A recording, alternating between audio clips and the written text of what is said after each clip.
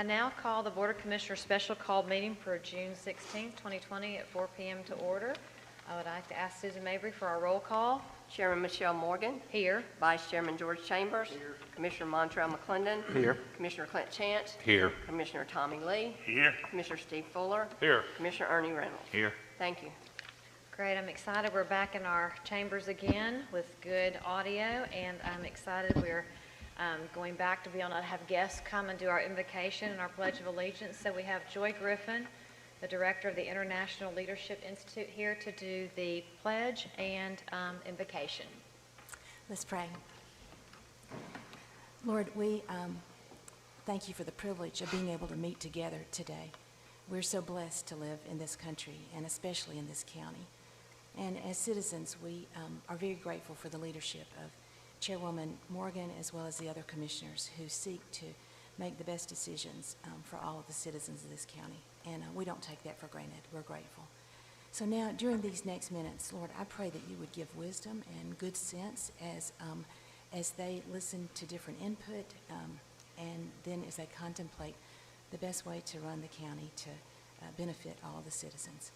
And you promise in your word in James that if we ask for wisdom, that you'll give it. And so we're asking for that now, and we ask it in the strong name of Jesus. Amen. Amen. Amen. Now we stand as we recite the pledge. I pledge allegiance to the flag of the United States of America and to the republic for which it stands, one nation, under God, indivisible, with liberty and justice for all.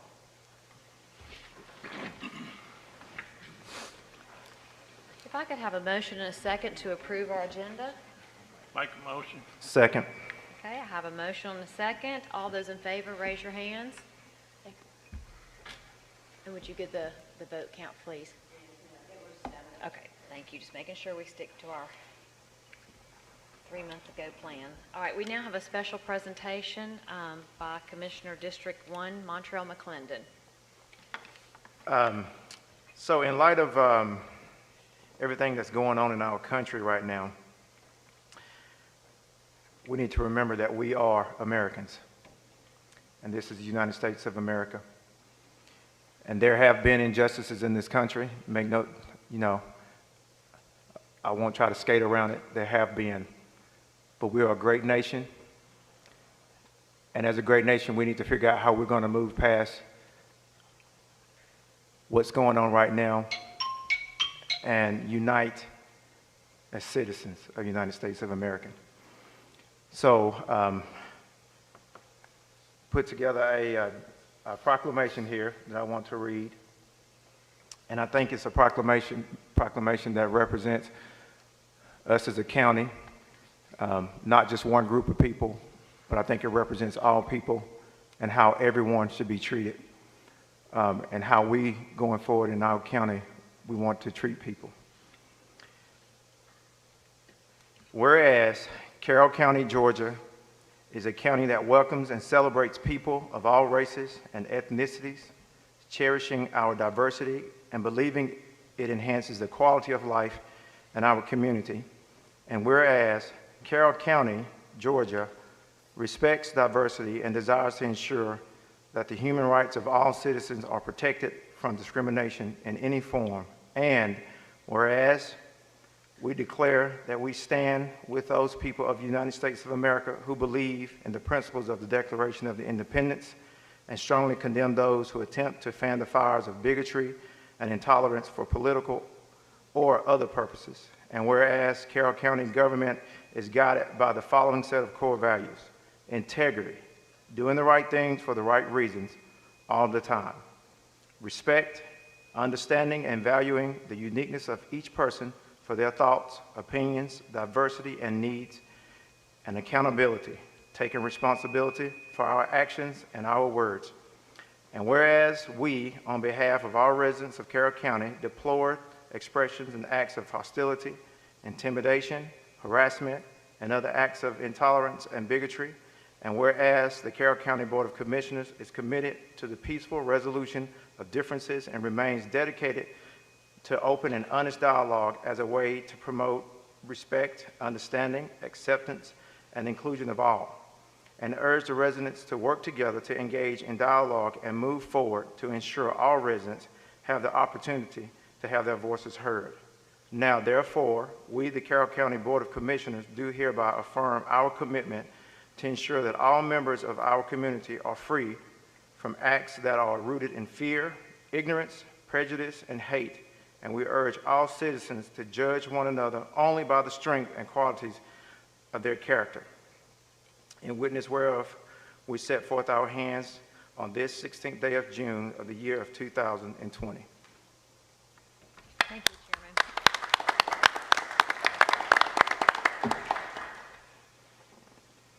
We will now move into the financial session, 7.1, the budget amendment, the consideration of the consideration of end of the year budget amendments. Could I have a motion and a second? Madam Chair, I would like to approve the budget amendment totals as presented with the following internal adjustments. Item number 1, total employee bonuses reflecting option number 5 to be discussed today in the amount of $788,248.18.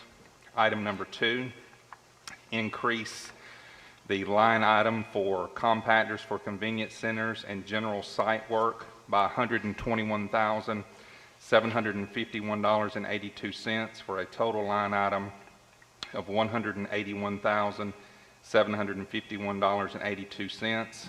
And item number 3, any monies not spent during FY20 will be added to the committed fund balance. Second. Okay, I have a motion and a second. Discussion. Madam Chair, if I could go over and explain option number 5, this was something that I helped to work on for the employees, and certainly don't want to take credit for everything, but one of the things that I wanted to see us incorporate when I first came on the board was some type of tenure recognition. I understand that the county does do longevity checks for employees, but I felt like even with bonuses, we have one particular employee, just to give you an example of the scale, that's been with Carroll County for 49 years. So when I think about us giving out bonuses or doing things to assist our employees, we have a lot of hardworking employees that start on day one, but I think there's something to be said for, employees that stick with us. This is one of the things that we want to do, is to show Carroll County we may not always be able to be as competitive in the general job market, but one thing that we can do is show that we're willing to take care of our employees when we can, or provide things even during an economic downturn that maybe other institutions can't. So if you look at option number 5, and this is for full-time employees, 0 to 6 months, an employee would receive a net check of $250. So even if they had not passed their initial 6-month probationary period that's instituted for most of the departments, it's a way of showing the employee that we value them, we appreciate them coming on board, and we're not going to leave them out. Between 7 months and up to a year, essentially after they pass their probationary period, they will be bumped to $500. If you look at the tier market from here on down, from 1 to 5 years, and I'd like to point out we have 224 employees that would fall into this particular category of this tier. So if you've been with the county for a minimum of 1 year, you would receive a net check of $1,000. And then from there on up, as the tier goes up, 6 to 10 years, 11 to 15 years, 16 to 20, as the tiers go up, if you fit in that particular category, you receive an additional $100. So for instance, the employee that has been here for 49 years would receive a bonus of $1,900. So if you look at that from a percentage perspective, 87% of all full-time employees would receive a minimum of $1,000 or more by this particular model. Looking at part-time, 0 to 6 months, treating them the same at $250. Also treating them the same from a 7-month to a 1 year at $250. After thinking about this and talking with some of the staff, we felt like at a part-time level, it was hard to bump them up to even another level until they got to the 1 year mark. So at the 1 year mark would be the $500. And then from there on out, the tier systems picks up again with the $100 increments. here again, even in this tier, the overwhelming majority would receive a minimum of $500 even in the part-time line item. So I feel like in talking with some of the senior administration, some of the other commissioners, and the other commissioners can speak for themselves, but I feel like this is a very just and fair way of doing it. And at the end of the day, when you've got 600 employees, it's hard to come up with something that every single person is going to feel like is absolutely beneficial to them. But I think when you look at the overwhelming majority receiving the $1,000 in the full-time scale, I feel like that in and of itself is an accomplishment, because that's what we did last year. But being able to put a little bit of an emphasis on employees that have longevity with us, I think is important as well. And to recap one more thing, again, even an employee that's just started with us, that's been here for a couple of months, they would receive $250. So it's a way to try to show inclusivity amongst the whole Carroll County family, if you will. So I hope the other commissioners will lend your support or lend other ideas if you have a different option. But I think this is something that I think is fair and balanced.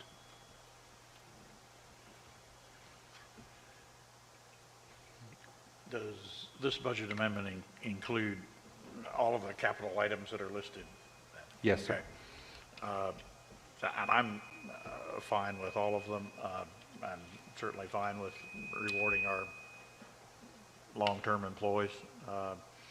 The only thing that I have reservation about is still, my thoughts on the aerial flyover of the tax assessors. I know at some point in time that would be nice. I view that now as kind of a wish list item, and a little bit frivolous at this time, I think. But if parcels cannot be accessed, I think there's readily available satellite imagery that can be accessed for free, and the aerial imagery is not required by any audit. There's no penalty that we'll face if we don't do it, and my discussion with Major Dodson indicates there's no real need for it from a law enforcement standpoint. So I don't think that $104,000 is a necessary expenditure at this time. I'd like to see that if we can separate it out. I'm for the rest of the capital items and for the human resources bonus. Ms. Ursa, you did tell us that the $104,000, that was already in their budget. It was in their budget, and they had saved that amount of money, so their expenditures for the year are $100,000, or a little over $100,000 less than what we had budgeted this year, because they didn't expend some money for some property audits that we had in the budget. Okay.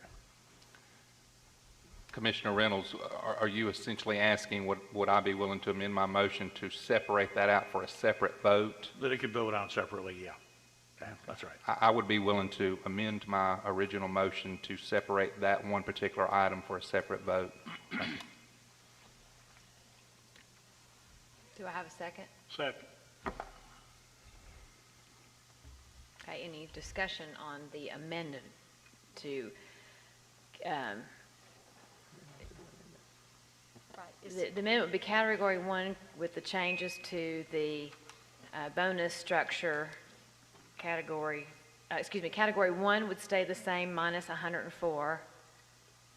Category 2 would be, let's see, no, wait a minute, we're voting on we're just voting on the 104 coming out. A motion to amend Commissioner Chance's original motion just to delete the aerial flyover Okay, contract. so we have a motion and a second. Okay, so discussion. Okay, so discussion for me is what are we doing with the 104?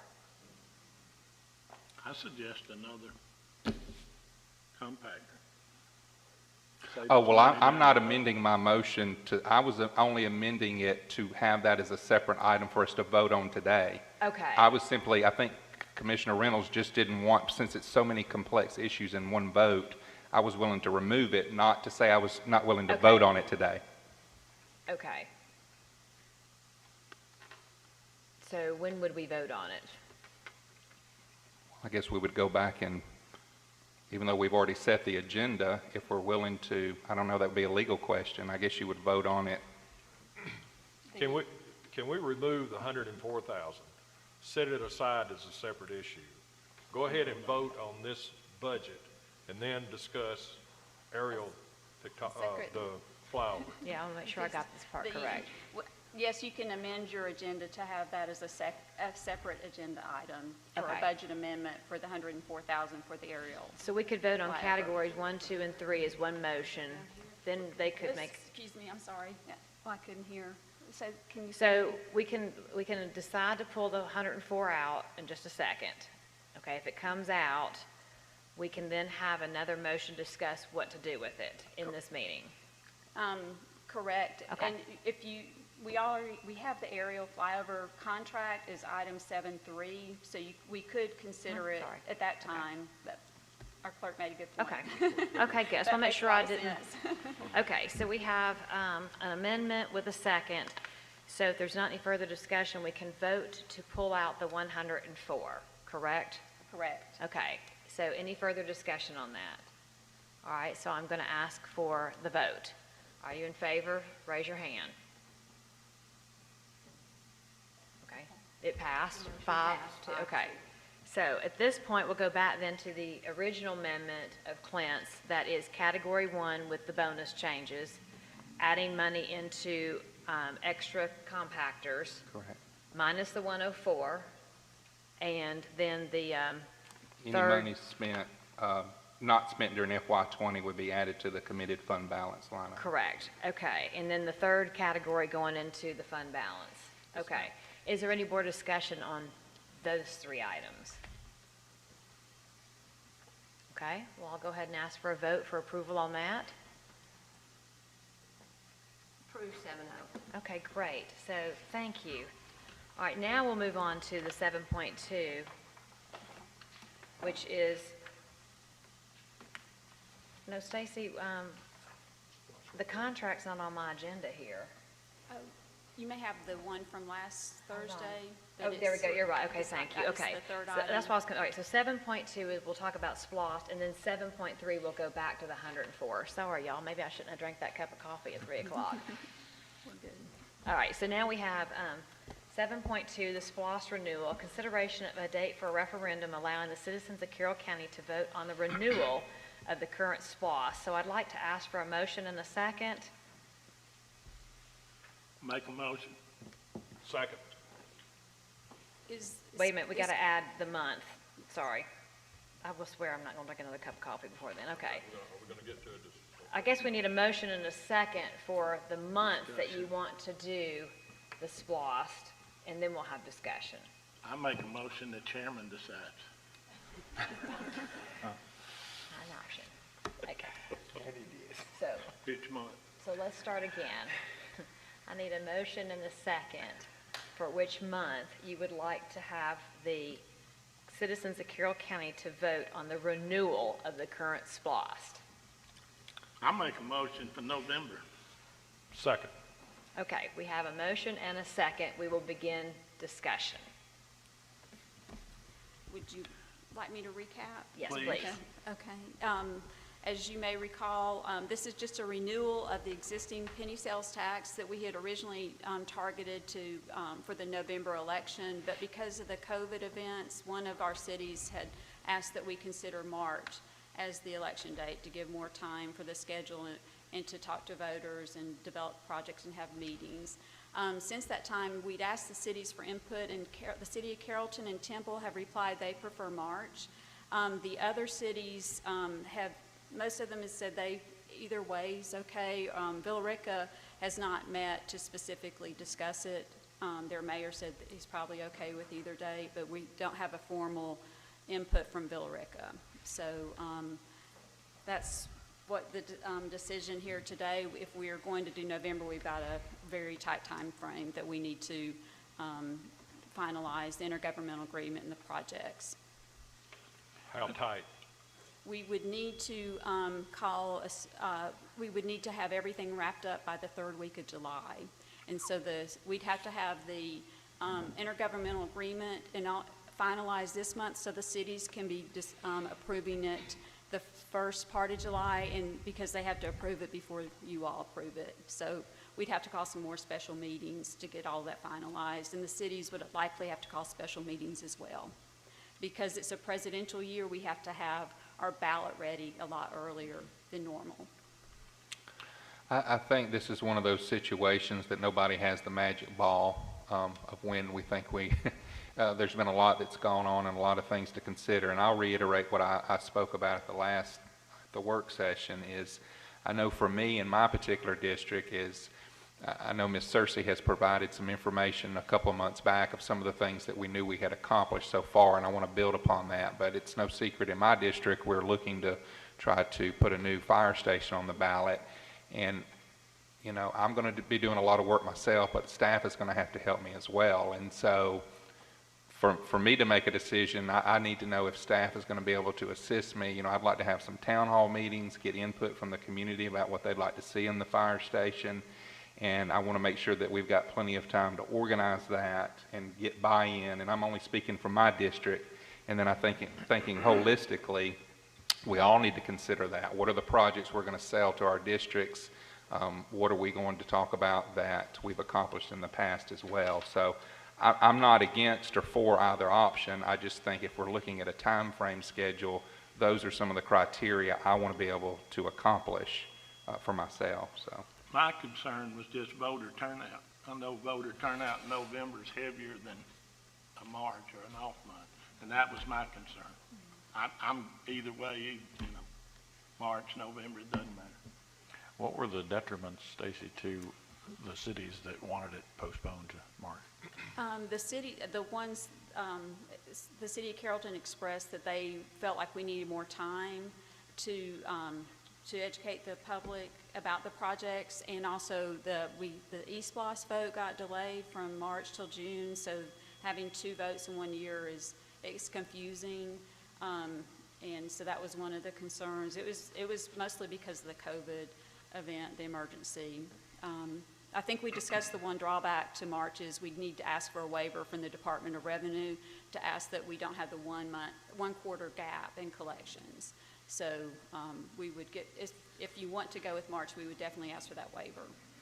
So we could avoid a gap then with that. You're right. If the Department of Revenue grants a waiver, we can avoid a gap in collections.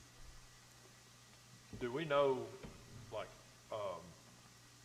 Montreal and I were talking after the last meeting, the last time Splice was on the ballot, it was on there with a whole lot of other taxes. And the Splice was at the very bottom of the ballot, so people were having to work through all these other taxes before they got to the Splice. Does anybody know what's going to be on the November ballot concerning other taxes in the state? I don't know. You're right, with the T-Splice, there were several constitutional amendments and other questions, like at least I think 5 others that made it a more confusing ballot for everyone. Yeah. But I'm not sure if that's the case this November.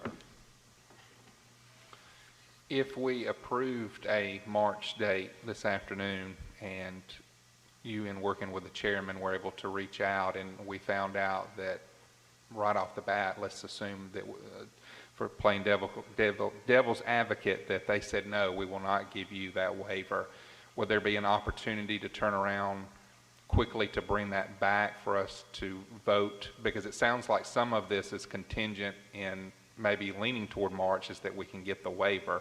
Is there an opportunity to vote on it again if we got an unfavorable response from the Department of Revenue? We could, if you would like to, we can certainly, you could reconsider your decision if we learn that the Department of Revenue won't give the waiver.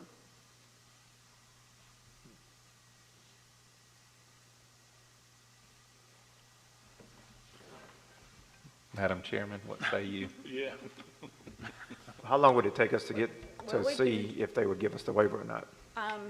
We'd try right away, and We talk. started conversations, and they didn't seem to not be favorable. I mean, the state of Georgia doesn't want to see us not collecting funds either. So, you know, there's been people in and out of office working remotely, but I did not get from some conversations I had that it would be a difficult thing. But I don't know if we can get an answer in the next 24 hours to go back to the November timeline. Right. I would guess it'd be a week or two, but that's just a guess. That even cuts it shorter for the Right. preparation. What month you like, Madam Chair? Well, I'm looking at two of our cities that are having two of our cities spoke very strongly. They wanted March. Now, I know that's two out of many, but the others not really having a preference. I feel like these two have spoken strongly. I tend to want to listen to them, but they might know something we don't know, or I'm also one to prepare. You know, we don't, I mean, are y'all prepared to start giving up your summers, and we doing a lot of meetings to get our, Is it gonna put you in a crunch? It will be, we'll have to have a couple of special meetings. We can make it happen, but it'll be a tight time frame. You wanna amend it? Would you be willing to amend it to March? I'm good with either month. I was just concerned with voter turnout. Yeah. I don't know.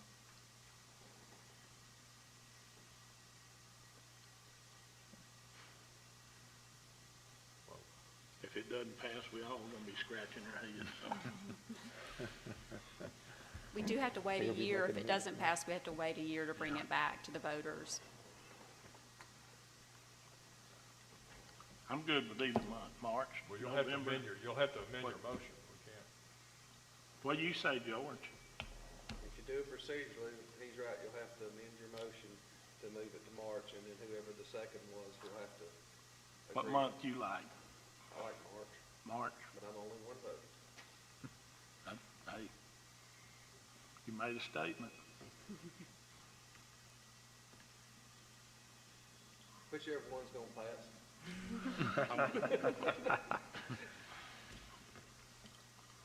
March is good with me. I'll second. So Is you that want to a amend mo- it for I March? didn't do it, he did it. Oh, who He did made it? the motion. No, you you made Oh, a I motion. made the, you made the motion. That's what we keep asking you, That's why we're Tommy. looking at you. You made the motion. I make the motion for March. Okay, you're gonna Amend the motion. Thank you. And make it for March. And we have a second. I'll second. Okay, great. So we have an amendment to have to place the Splice referendum on the ballot in March for the citizens to vote to renew it. So is there any further discussion? All right, hearing none, I'll call for the vote.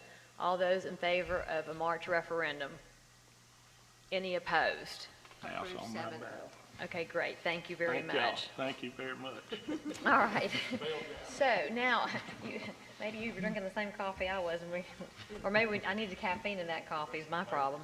All right, so now we're going to go to 7.3, a consideration of an agreement with Eagle View for aerial flyover imaging for the Carroll County Tax Assessor's Office. I would like to ask for a motion and a second. I'll make a motion to approve as presented. Do I have a second? Second. Okay, great. I have a motion and a second, so I'm going to open it up for discussion, and we will have Stacy to also go over the agreement with us. Yes, this is a contract. It has the opportunity for 2 flyovers. The second flyover in the 4th year is totally optional, but the first flyover, both flyovers are $103,428, and it includes the aerial, traditional aerial, and the oblique, the 45-degree angle, and the software that would go with it.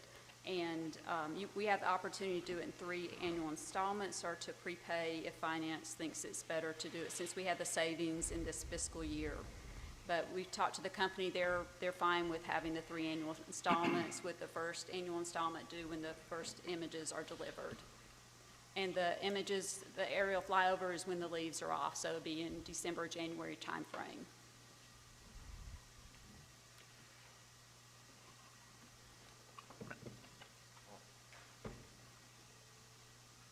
The only thing, oh, go ahead, Steve. Well, my question is and I'll be honest with you, I'm looking at a delay on this, at waiting. And and the reason is, I believe we're gonna get a new department head. Yes, beginning July 1st. Okay. And I would like to talk with that individual. And James, there's no reflection on you. It's just, you've got a new person coming in. So that was my thinking. And my question is, if we vote to hold off on this, are we gonna lose the money's still gonna be here, right? Hopefully.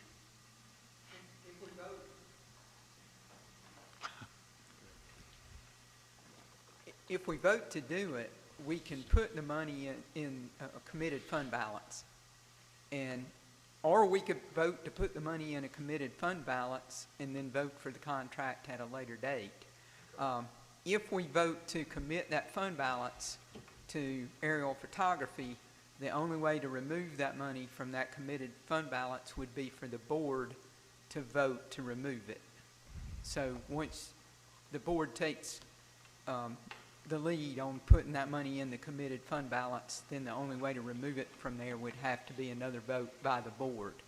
So that money couldn't be used for anything else. Okay. To address your question about the new chair coming in, chief appraiser coming in, I've already had discussions with him about this. He's actually even asked how we were coming with that, and I told him I was actually coming today to see how that worked out. But their county has already done it.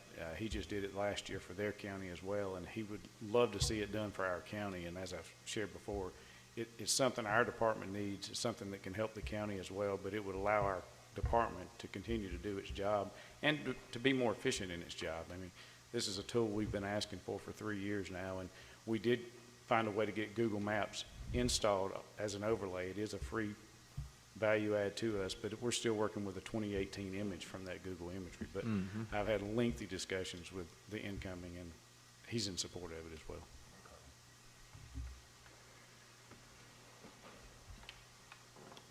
And I'm just sitting here thinking of my citizens in District 5 and this amount at this time. That's my only reason. I mean, I am fairly certain that they would feel at this time is just an unnecessary expenditure, but that, you know, like George says, I'm only one vote, so I'm fine with. I think there's, and I spoke about this at the work session on Thursday, but there's a lot of ways to look at things that come before us, and I certainly appreciate what Commissioner Reynolds is stating, and he and I have a very good working relationship, and I agree we definitely need to watch our funds and where we're spending it. I'm also smart enough to know as we move forward, there's always something extra that comes up that we need to take money. We need this, this was unexpected. So the idea that we'll just put it there and several years from now when we really want to hunker down and get it, you know, the money will be there. Maybe it will be, but there's always something in government that comes up. The other thing is we have to look at things as we move along. If it costs 25 cents now and we implement something along the way at 25 cents, that's a lot cheaper than waiting and all of a sudden it's a $20 cost. And so I look at this as not necessarily something that is just great to have, but I see it as a necessary tool to help move the department forward. And like I stated before, if we want to adjust the market, we do that through the millage rate. But you don't go through the grocery line and buy 4 items and only pay tax on 3 of it, not the 4th one. And that's essentially, you know, what we're needing to do here. We're needing to make sure that everyone, as the tax and the millage rate is being applied, it's being applied fairly.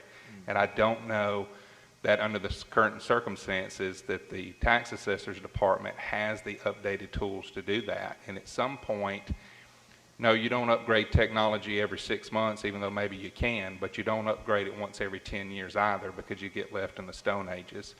And one of the things that makes it easier for me to support this particular item is simply from the fact that it was already in their budget, not under this line item, but they were able to save and do some adjustments in their current year budget. And so that is somewhat of a relief that they could have spent their entire budget and we could still be looking at this. But the fact they were able to be frugal during the year and save this amount of money that they needed makes our job a little bit easier. So my comments are not in contradiction of Commissioner Reynolds. I have a lot of respect for what you're saying. and I mean that, but I think this is just an item that we philosophically see differently on. So those are my comments.